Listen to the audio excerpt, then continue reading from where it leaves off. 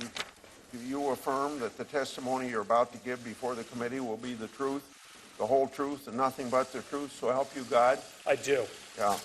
And like we offered to Senator, or to Dr. Ford, you can take whatever time you want now for your opening statement. Then we'll go to questions. So proceed. Mr. Chairman, Ranking Member Feinstein, members of the committee, thank you for allowing me to make my statement. I wrote it myself yesterday afternoon and evening. No one has seen a draft or it except for one of my former law clerks. This is my statement.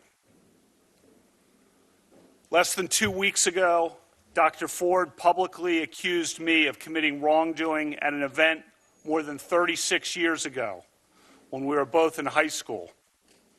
I denied the allegation immediately, categorically, and unequivocally. All 4 people allegedly at the event, including Dr. Ford's longtime friend, Ms. Kaiser, have said they recall no such event.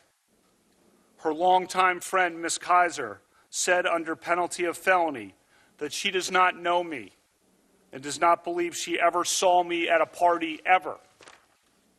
Here is the quote from Ms. Kaiser's attorney's letter. Quote, simply put, Ms. Kaiser does not know Mr. Kavanaugh, and she has no recollection of ever being at a party or gathering where he was present, with or without Dr. Ford. End quote. Think about that fact. The day after the allegation appeared, I told this committee that I wanted a hearing as soon as possible to clear my name. I demanded a hearing for the very next day. Unfortunately, it took the committee 10 days to get to this hearing. In those 10 long days, as was predictable and as I predicted, my family and my name have been totally and permanently destroyed by vicious and false additional accusations. The 10-day delay has been harmful to me and my family, to the Supreme Court, and to the country. When this allegation first arose, I welcomed any kind of investigation, Senate, FBI, or otherwise.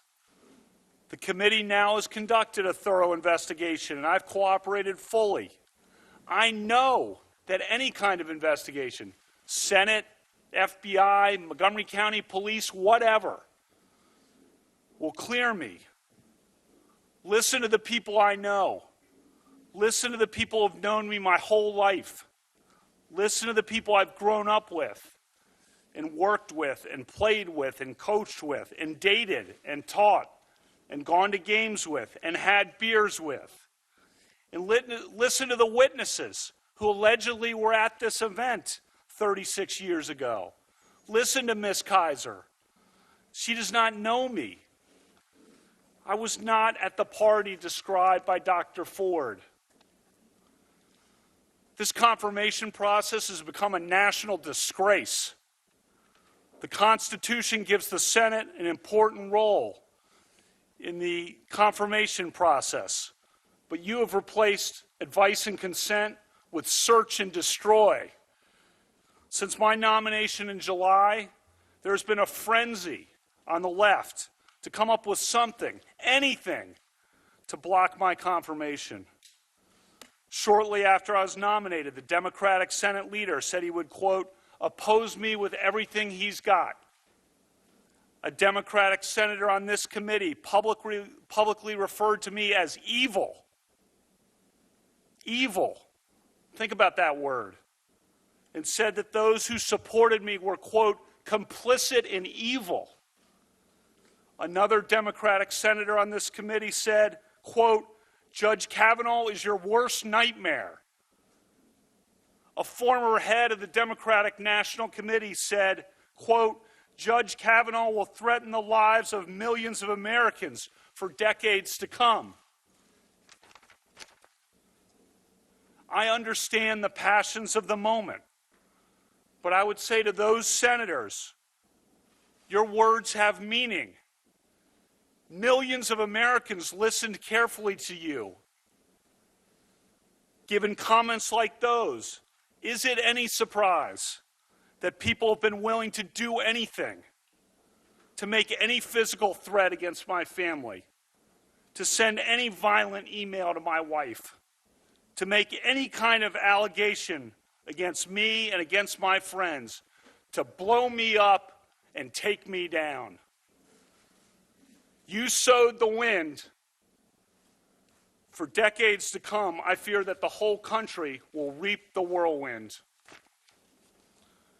The behavior of several of the Democratic members of this committee at my hearing a few weeks ago was an embarrassment. But at least it was just a good old-fashioned attempt at borking. Those efforts didn't work. When I did at least okay enough at the hearings that it looked like I might actually get confirmed, a new tactic was needed. Some of you were lying in wait and had it ready. This first allegation was held in secret for weeks by a Democratic member of this committee and by staff. It would be needed only if you couldn't take me out on the merits. When it was needed, this allegation was unleashed and publicly deployed over Dr. Ford's wishes. And then, as no doubt was expected, if not planned, came a long series of false last-minute smears designed to scare me and drive me out of the process before any hearing occurred. Crazy stuff. Gangs, illegitimate children, fights on boats in Rhode Island. All nonsense, reported breathlessly and often uncritically by the media. This has destroyed my family and my good name. A good name built up through decades of very hard work and public service at the highest levels of the American government. This whole two-week effort has been a calculated and orchestrated political hit, fueled with apparent pent-up anger about President Trump and the 2016 election, fear that has been unfairly stoked about my judicial record, revenge on behalf of the Clintons, and millions of dollars in money from outside left-wing opposition groups. This is a circus. The consequences will extend long past my nomination. The consequences will be with us for decades. This grotesque and coordinated character assassination will dissuade competent and good people of all political persuasions from serving our country. And as we all know, in the United States political system of the early 2000s, what goes around comes around. I am an optimistic guy. I always try to be on the sunrise side of the mountain, to be optimistic about the day that is coming.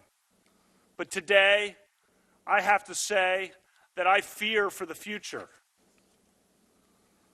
Last time I was here, I told this committee that a federal judge must be independent, not swayed by public or political pressure. I said I was such a judge, and I am. I will not be intimidated into withdrawing from this process.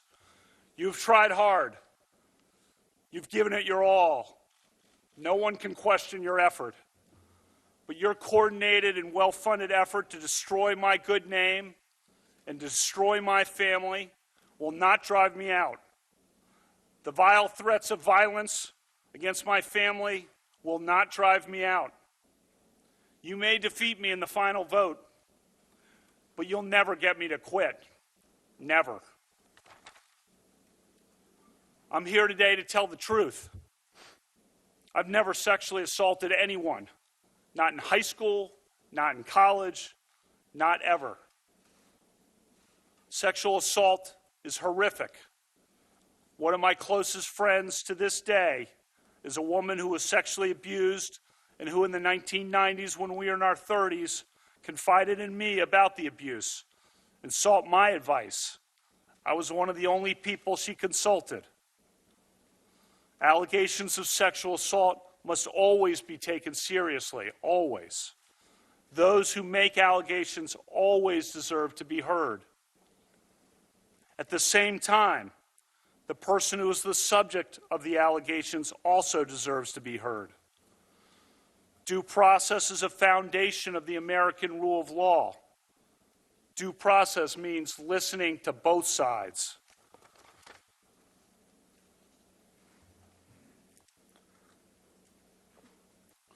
As I told you at my hearing 3 weeks ago, I'm the only child of Martha and Ed Kavanaugh. They are here today. When I was 10, my mom went to law school, and as a lawyer, she worked hard and overcame barriers, including the workplace sexual harassment that so many women faced at the time and still face today.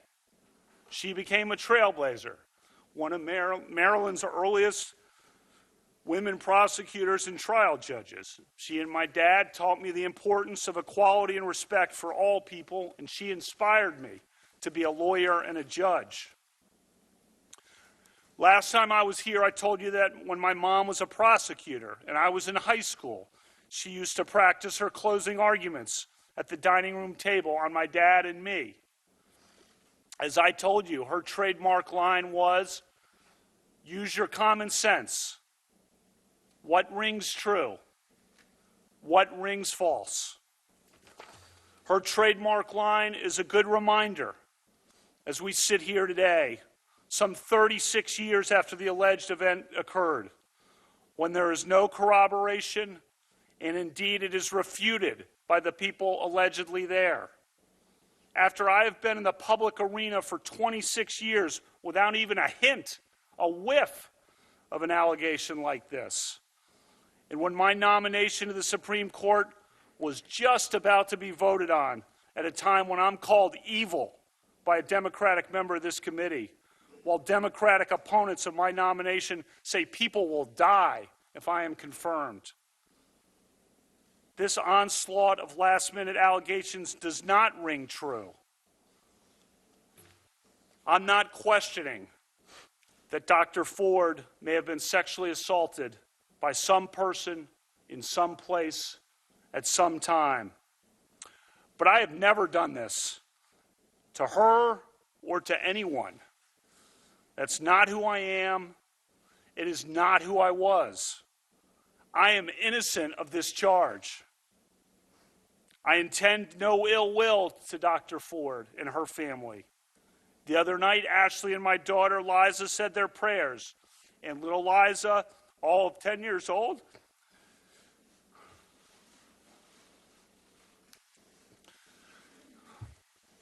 said to Ashley, "We should pray for the woman." It's a lot of wisdom from a 10-year-old.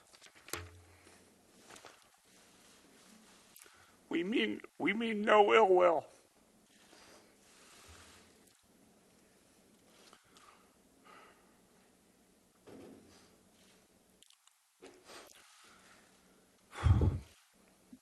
First, let's start with my career.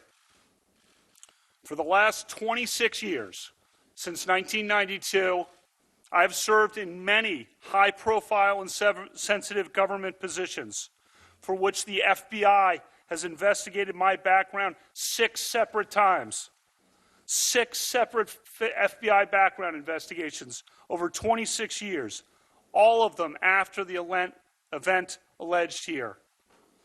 I have been in the public arena and under extreme public scrutiny for decades. In 1992, I worked for the Office of Solicitor General in the Department of Justice. In 1993, I clerked on the Supreme Court for Justice Anthony Kennedy.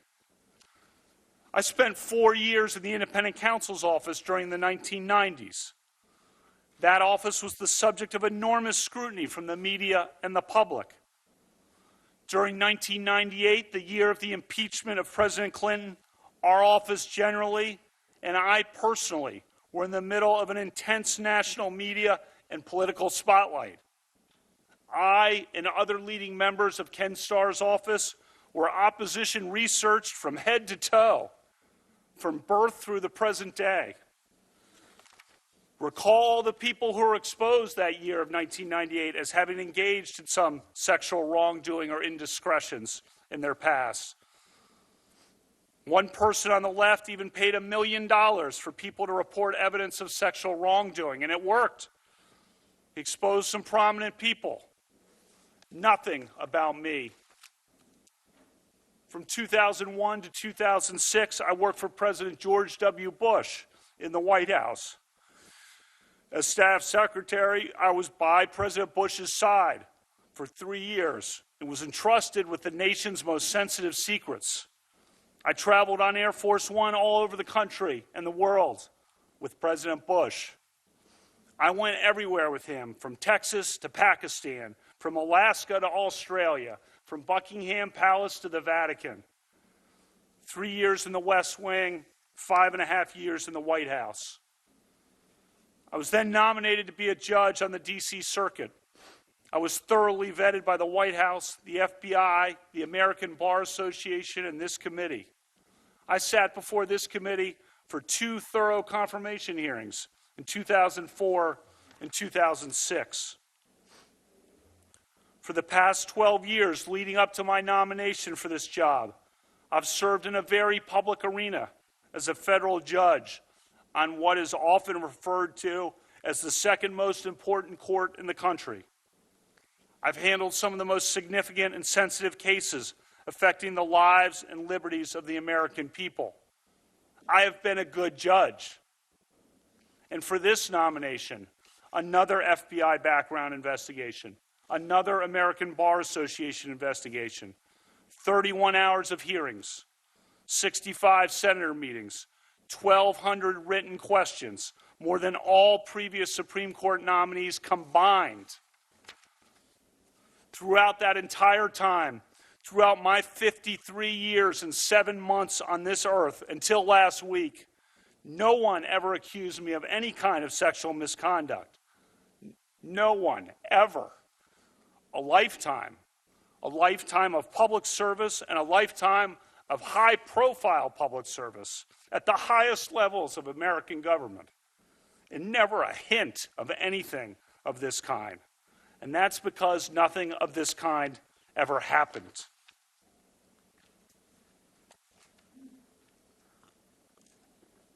Second, let's turn to specifics. I categorically and unequivocally deny the allegation against me by Dr. Ford. I never had any sexual or physical encounter of any kind with Dr. Ford. I never attended a gathering like the one Dr. Ford describes in her allegation. I've never sexually assaulted Dr. Ford or anyone. Again, I am not questioning that Dr. Ford may have been sexually assaulted by some person in some place at some time. But I've never done that to her or to anyone. Dr. Ford's allegation stems from a party that she alleges occurred during the summer of 1982, 36 years ago. I was 17 years old between my junior and senior years of high school at Georgetown Prep, a rigorous all-boys Catholic Jesuit high school in Rockville, Maryland. When my friends and I spent time together at parties on weekends, it was usually with friends from nearby Catholic all-girls high schools, Stone Ridge, Holy Child, Visitation, Immaculata, Holy Cross. Dr. Ford did not attend one of those schools. She attended an independent private school named Holton Arms, and she was a year behind me. She and I did not travel in the same social circles. It is possible that we met at some point, at some events, although I do not recall that. To repeat, all of the people identified by Dr. Ford as being present at the party have said they do not remember any such party ever happening. Importantly, her friend, Ms. Kaiser, has not only denied knowledge of the party, Ms. Kaiser said under penalty of felony, she does not know me, does not recall ever being at a party with me ever. And my 2 male friends who were allegedly there, who knew me well, have told this committee under penalty of felony that they do not recall any such party and that I never did or would do anything like this. Dr. Ford's allegation is not merely uncorroborated. It is refuted by the very people she says were there, including by a longtime friend of hers. Refuted.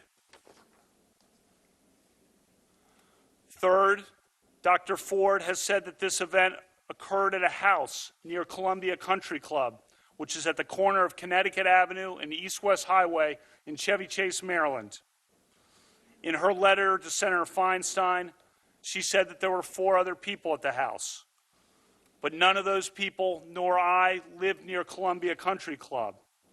As of the summer of 1982, Dr. Ford was 15 and could not drive yet, and she did not live near Columbia Country Club. She says confidently that she had 1 beer at the party, but she does not say how she got to the house in question or how she got home or whose house it was. Fourth, I've submitted to this committee detailed calendars recording my activities in the summer of 1982. Why did I keep calendars? My dad started keeping detailed calendars of his life in 1978.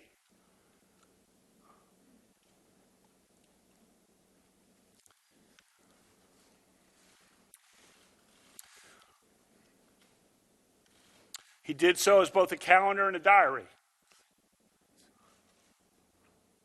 It's a very organized guy, to put it mildly.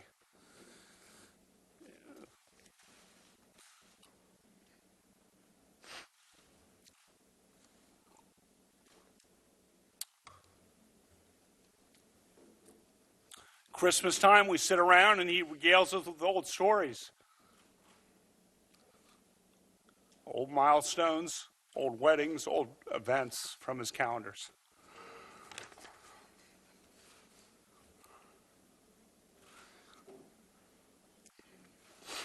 In ninth grade,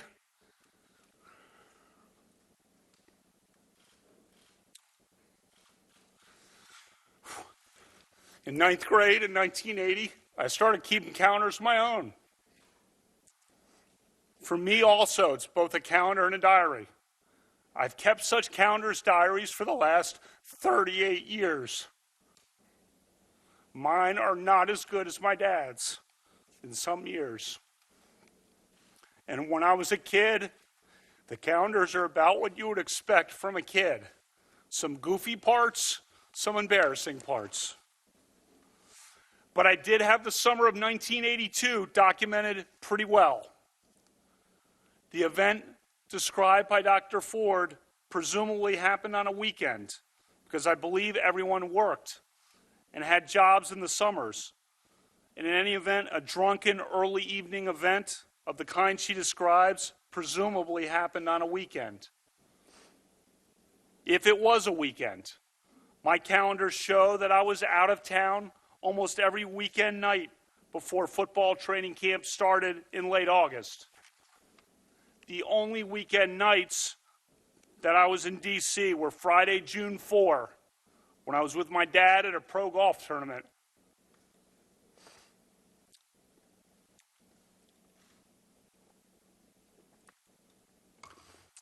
And had my high school achievement test at 8:30 the next morning.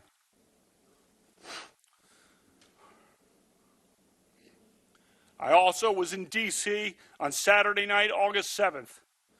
But I was at a small gathering at Becky's house in Rockville with Matt, Denise, Lori, and Jenny. Their names are all listed on my calendar. I won't use their last names here. And then on the weekend of August 20 to 22nd, I was staying at the Garretts with Pat and Chris as we did final preparations for football training camp that began on Sunday the 22nd. As the calendars confirm, that weekend before a brutal football training camp schedule was no time for parties. So let me emphasize this point. If the party described by Dr. Ford happened in the summer of 1982 on a weekend night my calendar shows all but definitively that I was not there. During the weekdays in the summer of 1982, as you can see, I was out of town for 2 weeks of the summer for a trip to the beach with friends and at the legendary 5-star basketball camp in Honesdale, Pennsylvania.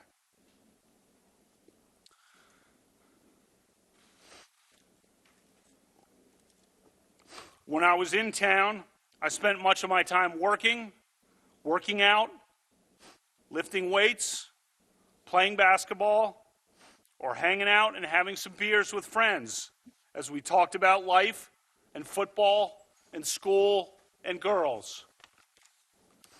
Some have noticed that I didn't have church on Sundays on my calendars. I also didn't list brushing my teeth. And for me, going to church on Sundays was like brushing my teeth. Automatic. Still is. In the summer of 1981, I had worked construction. In the summer of 1982, my job was cutting lawns. I had my own business of sorts. You see some specifics about the lawn cutting listed on the August calendar page. When I had to time the last lawn cuttings of the summer of various lawns before football training camp. I played in a lot of summer league basketball games for the Georgetown prep team at night at Blair High School in Silver Spring. Many nights I worked out with other guys at Tobin's house.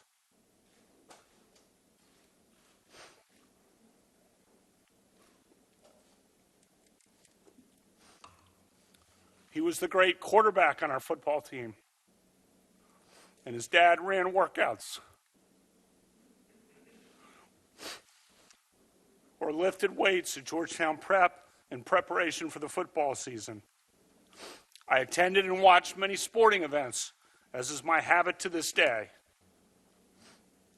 The calendars show a few weekday gatherings at friends' houses after a workout or just to meet up and have some beers. But none of those gatherings included the group of people that Dr. Ford has identified. And as my calendars show, I was very precise about listing who was there. Very precise. And keep in mind, my calendars also were diaries of sorts, forward-looking and backward-looking, just like my dad's. And the canceled doctor's appointments, and that I listed the precise people who had shown up for certain events. The calendars are obviously not dispositive on their own, but they are another piece of evidence in the mix for you to consider.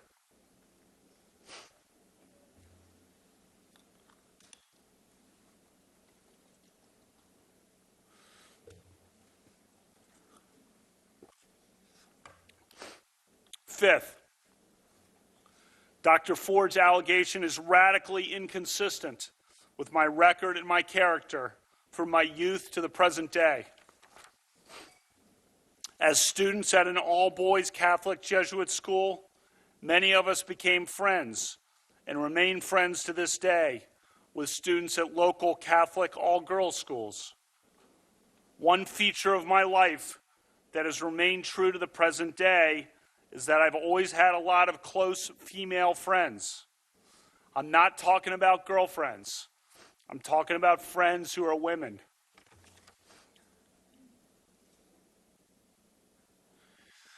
That started in high school. Maybe it was because I'm an only child and had no sisters.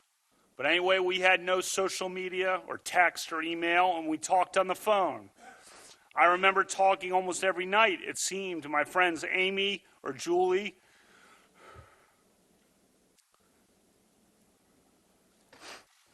or Kristen, or Karen, or Suzanne, or Maura, or Megan, or Nikki. The list goes on. Friends for a lifetime, built on a foundation of talking through school and life, starting at age 14. Several of those great women are in the seats right behind me today. My friends and I sometimes got together and had parties on weekends. The drinking age was 18 in Maryland for most of my time in high school and was 18 in D.C. for all of my time in high school. I drank beer with my friends. Almost everyone did. Sometimes I had too many beers. Sometimes others did. I liked beer. I still like beer. But I did not drink beer to the point of blacking out, and I never sexually assaulted anyone. There is a bright line between drinking beer, which I gladly do, and which I fully embrace, and sexually assaulting someone, which is a violent crime. If every American who drinks beer, or every American who drank beer in high school, is suddenly presumed guilty of sexual assault, we'll be in an ugly new place in this country. I never committed sexual assault. As high school students, we sometimes did goofy or stupid things. I doubt we are alone in looking back at high school and cringing at some things. For one thing, our yearbook was a disaster. I think some editors and students wanted the yearbook to be some combination of Animal House, Caddyshack, and Fast Times at Ridgemont High, which were all recent movies at that time. Many of us went along in the yearbook to the point of absurdity. This past week, my friends and I have cringed.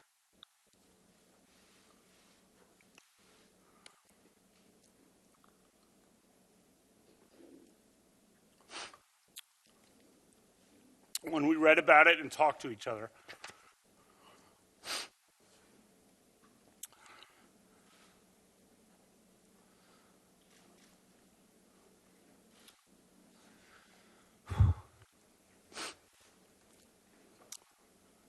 One thing in particular we're sad about.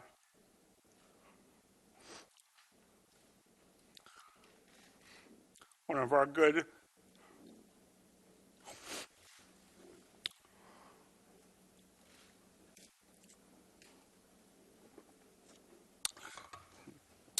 good female friends who we would admire and went to dances with had her name used on the yearbook page with the term alumnus.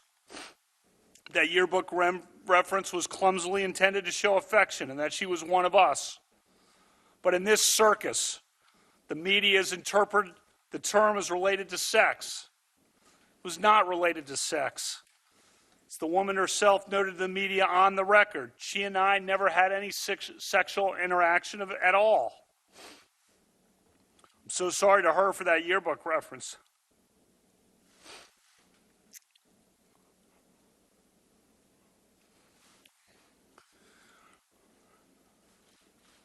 This may sound a bit trivial, given all that we are here for, but one thing I want to try to make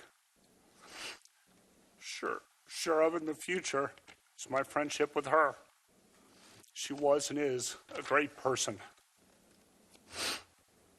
As to sex, this is not a topic I ever imagined would come up at a judicial confirmation hearing, but I want to give you a full picture of who I was. I never had sexual intercourse or anything close to it during high school or for many years after that. In some crowds, I was probably a little outwardly shy about my inexperience. Tried to hide that. At the same time, I was also inwardly proud of it. For me and the girls who I was friends with, that lack of major or rampant sexual activity in high school was a matter of faith and respect and caution.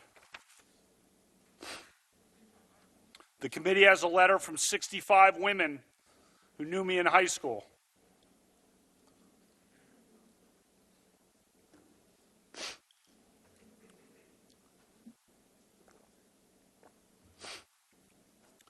They said that I always treated them with dignity and respect.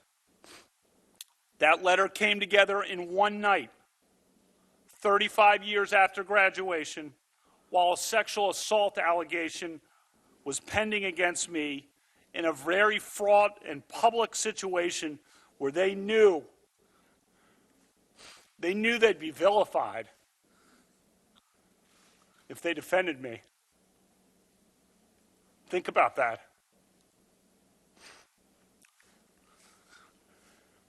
They put themselves on the line for me.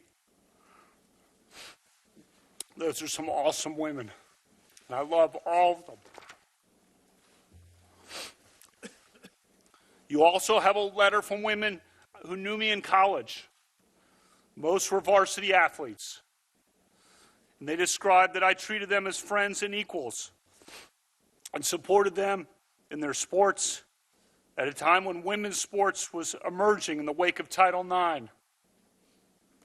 I thank all of them for all of their texts and their emails and their support.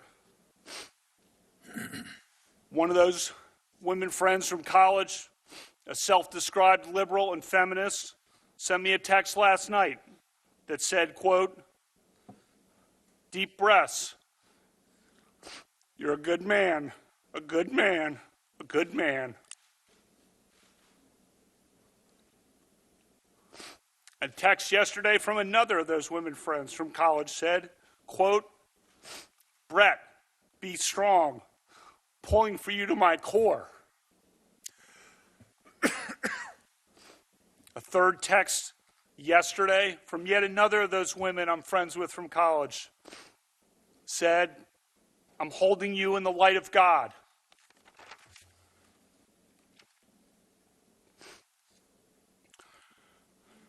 As I said in my opening statement the last time I was with you, cherish your friends, look out for your friends, lift up your friends, love your friends. I've felt that love more over the last 2 weeks than I ever have in my life. I thank all my friends. I love all my friends. Throughout my life, I've devoted huge efforts to encouraging and promoting the careers of women. I will put my record up against anyone's, male or female. I am proud of the letter from 84 women who worked with me at the Bush White House from 2001 to 2006 and described me as, quote, "a man of the highest integrity." Read the op-ed from Sarah Day from Yarmouth, Maine. She worked in Oval Office operations outside of President Bush's office. Here's what she recently wrote in centralmaine.com. And today she stands by her comments. Quote, "Brett was an advocate for young women like me. He encouraged me to take on more responsibility and to feel confident in my role. In fact, during the 2004 Republican National Convention, Brett gave me the opportunity to help with the preparation and review of the president's remarks, something I never would have had the chance to do if he had not included me. And he didn't just include me in the work. He made sure I was at Madison Square Garden to watch the president's speech instead of back at the hotel watching on TV." End quote. As a judge since 2006, I've had the privilege of hiring 4 recent law school graduates to serve as my law clerks each year. The law clerks for federal judges are the best and brightest graduates of American law schools. They work for 1-year terms for judges after law school, and then they move on in their careers. For judges, training these young lawyers is an important responsibility. The clerks will become the next generation of American lawyers and leaders, judges and senators. Just after I took the bench in 2006, there was a major New York Times story about the low numbers of women law clerks at the Supreme Court and federal appeals courts. I took notice and I took action. A majority of my 48 law clerks over the last 12 years have been women. In a letter to this committee, my women law clerks said I was one of the strongest advocates in the federal judiciary for women lawyers. And they wrote that the legal profession is fairer and more equal because of me. In my time on the bench, no federal judge, not a single one in the country, has sent more women law clerks to clerk on the Supreme Court than I have. Before this allegation arose 2 weeks ago, I was required to start making certain administrative preparations for my possible transfer to the Supreme Court, just in case I was confirmed. As part of that, I had to, in essence, contingently hire a first group of 4 law clerks who could be available to clerk at the Supreme Court for me on a moment's notice. I did so and contingently hired 4 law clerks. All 4 are women. If confirmed, I'll be the first justice in the history of the Supreme Court to have a group of all women law clerks.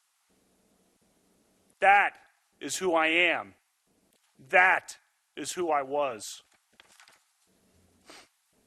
Over the past 12 years, I've taught constitutional law to hundreds of students, primarily at Harvard Law School, while I was hired by then Dean and now Justice Elena Kagan. One of my former women students, a Democrat, testified to this committee that I was an even-handed professor who treats people fairly and with respect. In a letter to this committee, my former students, male and female alike, wrote that I displayed a character that impressed us all. I love teaching law, but thanks to what some of you on this side of the committee have unleashed, I may never be able to teach again. For the past 7 years, I've coached my 2 daughters' basketball teams. You saw many of those girls when they came to my hearing for a couple of hours. You have a letter from the parents of the girls I coached that describe my dedication, commitment, and character. I coach because I know that a girl's confidence on the basketball court translates into confidence in other aspects of life.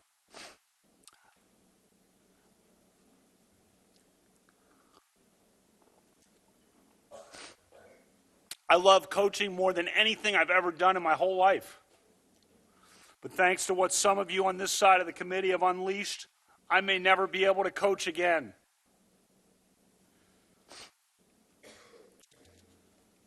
I've been a judge for 12 years. I have a long record of service to America and to the Constitution. I revere the Constitution. I am deeply grateful to President Trump for nominating me. He was so gracious to my family and me on the July night he announced my nomination at the White House. I thank him for his steadfast support. When I accepted the President's nomination, Ashley and I knew this process would be challenging. We never expected that it would devolve into this.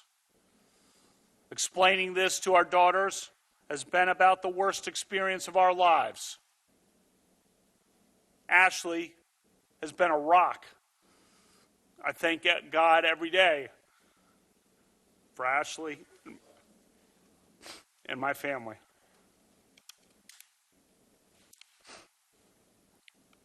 We live in a country devoted to due process and the rule of law. That means taking allegations seriously. But if the mere allegation, the mere assertion of an allegation, a refuted allegation from 36 years ago, is enough to destroy a person's life and career, we will have abandoned the basic principles of fairness and due process that define our legal system and our country. I ask you to judge me by the standard that you would want applied to your father, your husband, your brother, or your son.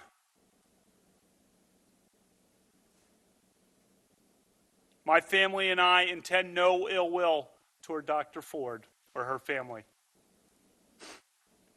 But I swear today, under oath, before the Senate and the nation, before my family and God, I am innocent of this charge. Thank you, Judge Kavanaugh.